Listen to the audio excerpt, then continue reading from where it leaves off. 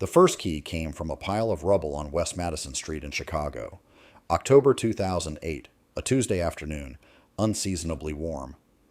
I was walking back to my office from a client meeting when I saw the demolition crew taking down what remained of the Garfield Hotel, a brick building that had been slowly dying since the 70s, finally condemned after a kitchen fire the previous spring.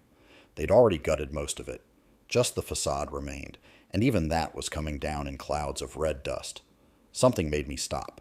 Maybe it was the sadness of watching a building die. Maybe it was procrastination. I had a project proposal due that evening and wasn't ready to face it. Whatever the reason, I stood there on the sidewalk and watched the excavator's claw tear into the fourth floor, exposing rooms like a dollhouse, their wallpaper and fixtures suddenly intimate and vulnerable to the street below. That's when I saw it, a glint of brass in the rubble pile. I walked closer. I shouldn't have. There were safety barriers and warnings, and there, half buried in chunks of plaster and broken tile, was a hotel room key. Solid brass, tarnished green in places, with 402 stamped on the oval tag, and Garfield Hotel engraved in elegant script across the bow. I picked it up. It was heavier than I expected, substantial in a way modern key cards could never be.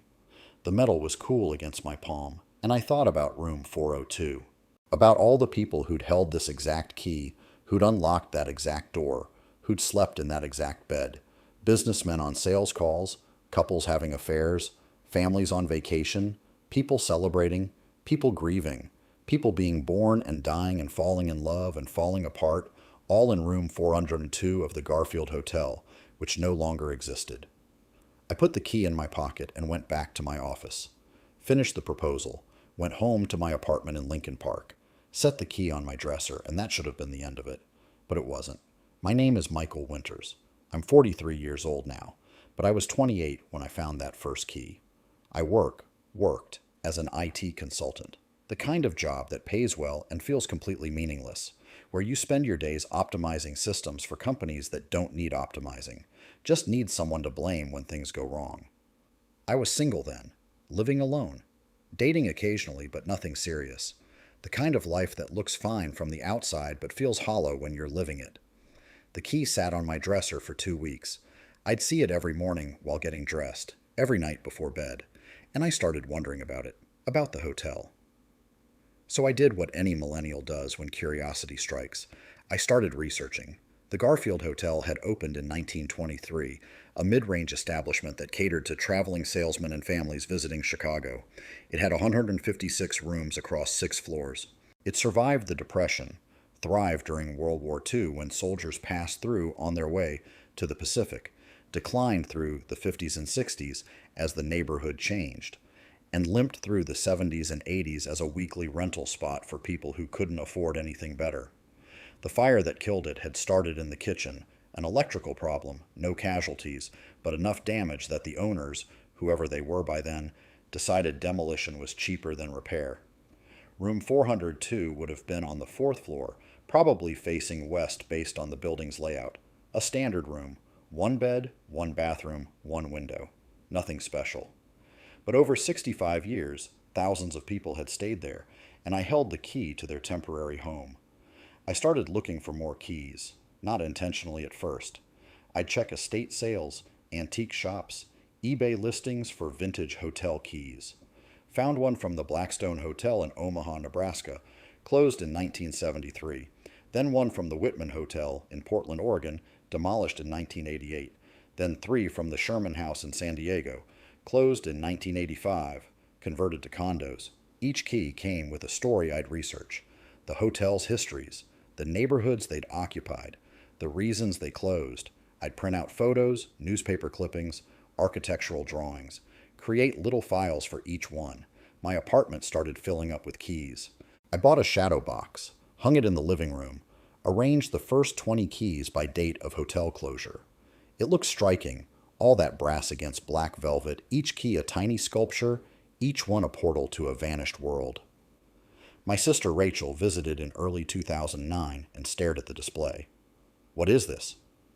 "Hotel keys, from closed hotels." "Why?" I didn't have a good answer. "They're interesting. They're morbid. You're collecting dead things." They're not dead. They're just finished. She gave me a look that said she thought I was going through something but didn't know what. She wasn't wrong.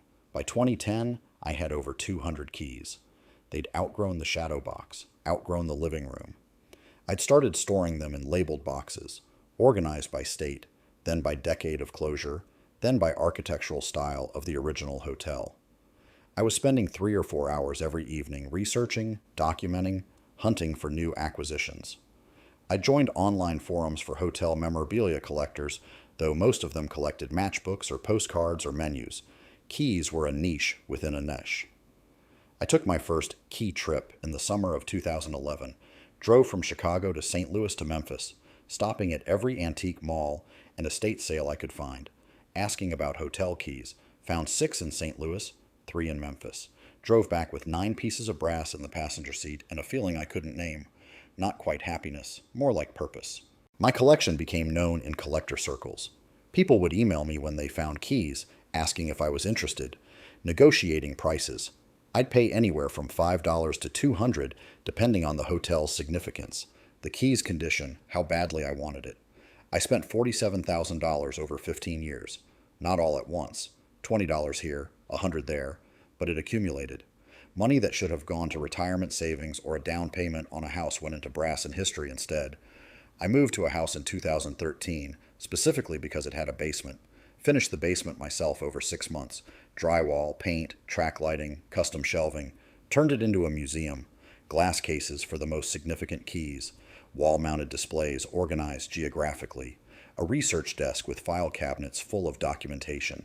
A library of books about American hotels, urban development, architectural history. It was beautiful. Obsessive, yes, but beautiful. I gave tours sometimes, to friends who were curious or concerned. Most people didn't get it. They'd look at the rows of keys and say things like, "Wow, that's a lot of keys," or "You must really like hotels." They didn't understand that it wasn't about hotels, though I didn't understand what it was actually about either. Not yet. The crown jewel of my collection arrived in 2015. I'd been tracking it for 3 years, following leads through collector networks and estate sale listings. The key to room 512 of the Ambassador Hotel in Los Angeles. The Ambassador was famous or infamous, the site of Robert F. Kennedy's assassination in 1968. The hotel had closed in 1989, sat vacant for years, and was finally demolished in 2006 despite preservation efforts. Keys from the Ambassador were rare, collectible, expensive. But I didn't want a key from the famous room, the pantry where Kennedy died. I wanted room 512. Here's why. In 2012, I'd found a book at a library sale in Milwaukee, a water-damaged copy of Death of a Salesman from 1962. Tucked inside was a note on Ambassador Hotel stationery, written in fountain pen, shaky handwriting, June 4th, 1968, room 512. If you're reading this, I didn't go through with it.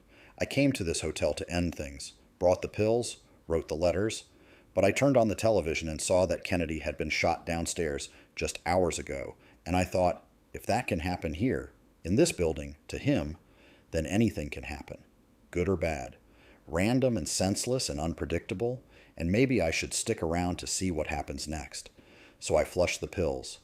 The key is all that's left of the man I almost wasn't. No signature, just those words. And I became obsessed with finding the key to room 512. Not because of Kennedy, because of the anonymous person who'd sat in that room on one of the worst nights in American history and decided to live. I found the key through an estate sale in Pasadena.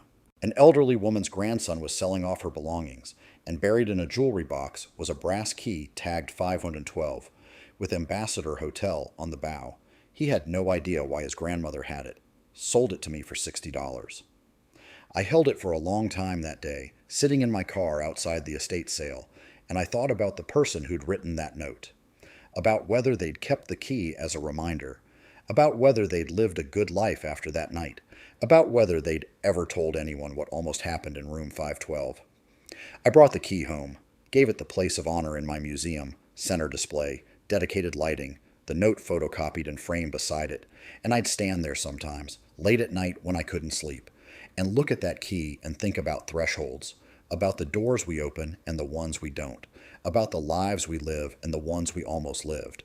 My daughter Emma was born in 2016, not planned. A relationship that had seemed casual turned serious, turned complicated when my girlfriend Kate got pregnant.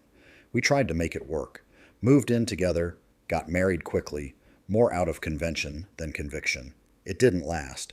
We were divorced by the time Emma turned 2, but I had joint custody, and Emma started spending weekends with me in the house with the basement museum. She was curious about it from the beginning. At 3, she'd toddle down the stairs and point at the shiny objects. "What's that?" "Keys." "Why?" The eternal question, why? I tried to explain in 3-year-old terms. "They're from hotels that don't exist anymore, old buildings where people used to stay." "Where did the buildings go?" "They got torn down. The people who owned them didn't need them anymore." "That's sad." "Yeah, I guess it is." As Emma got older, she'd ask more questions. Why did I collect them? How many did I have? Which was my favorite?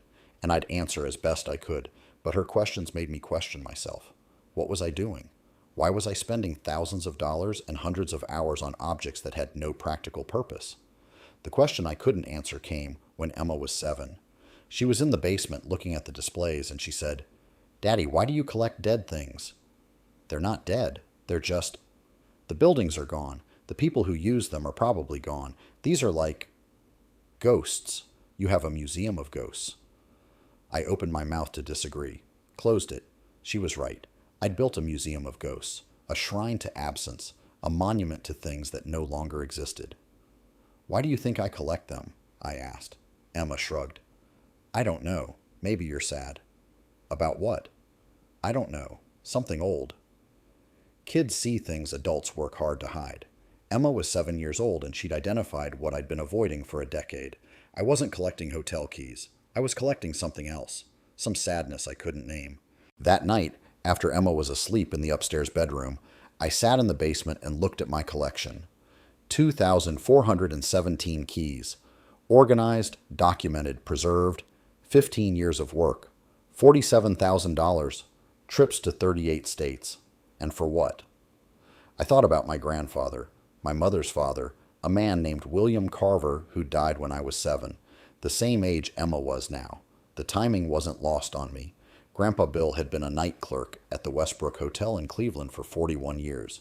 He'd worked the 11 to 7 shift, checking in late arrivals, handling emergencies, sitting at the front desk through the quiet hours while the city slept.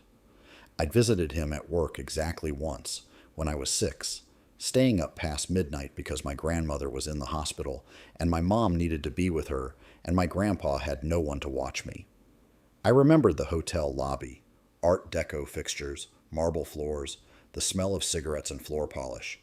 I remembered sitting in a chair behind the desk, watching my grandfather work. He wore a burgundy vest with brass buttons and a name tag that said, William.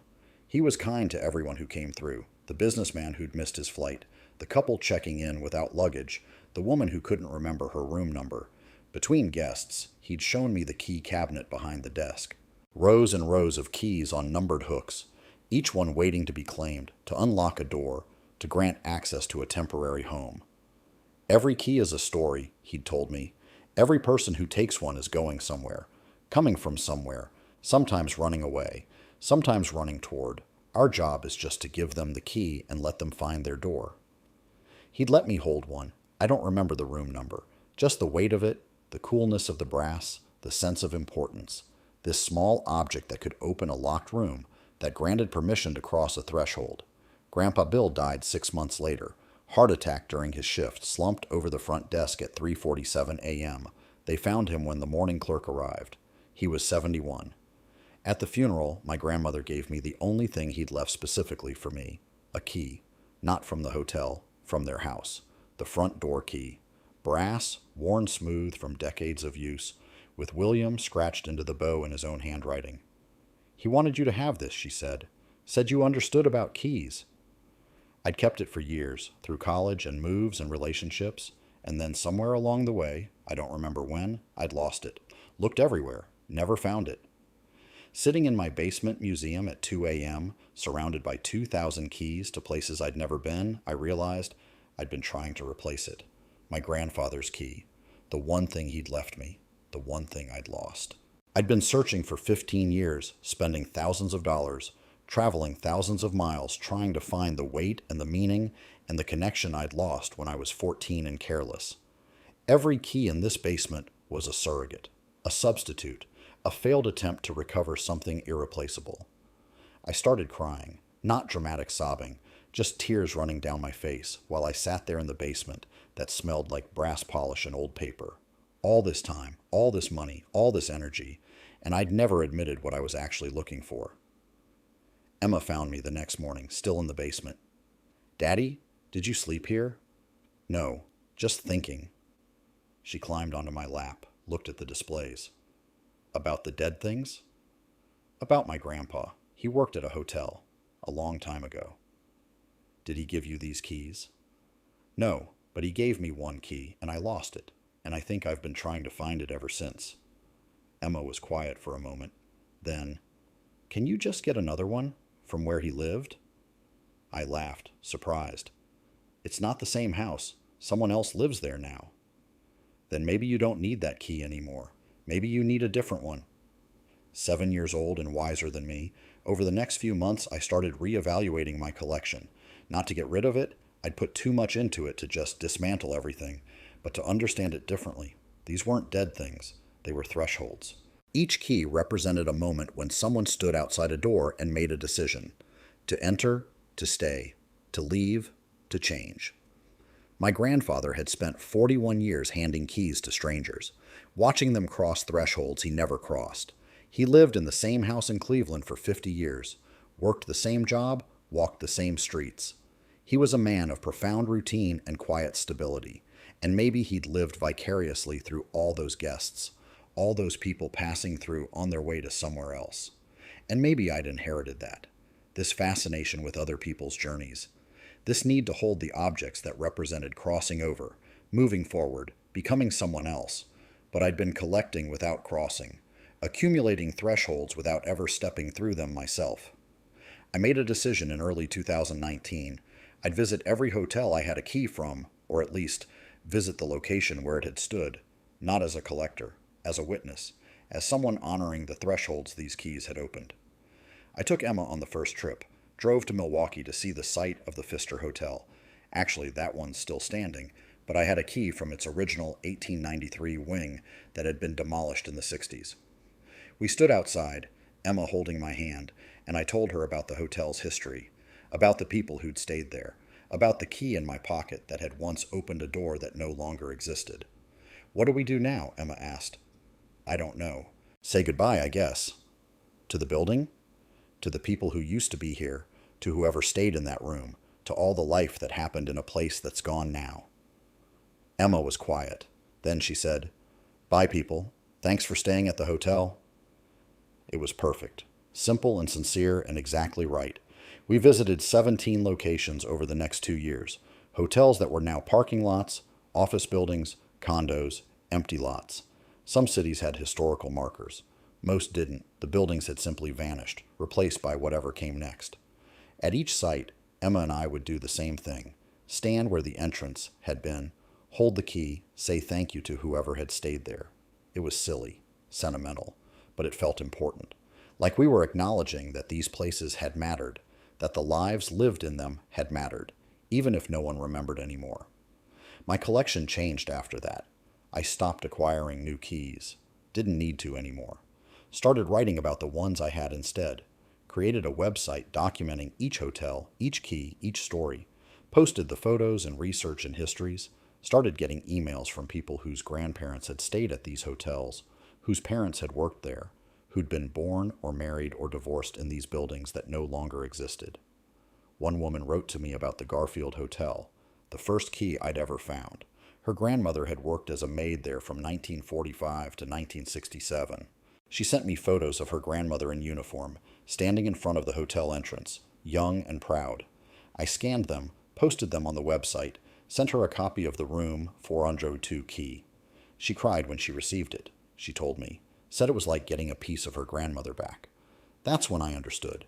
The keys weren't about absence. They were about presence, about making visible all the invisible lives that had passed through these spaces, about saying, People were here. They mattered. We remember. Emma is 11 now. She helps me with the website sometimes, writing descriptions, scanning photos.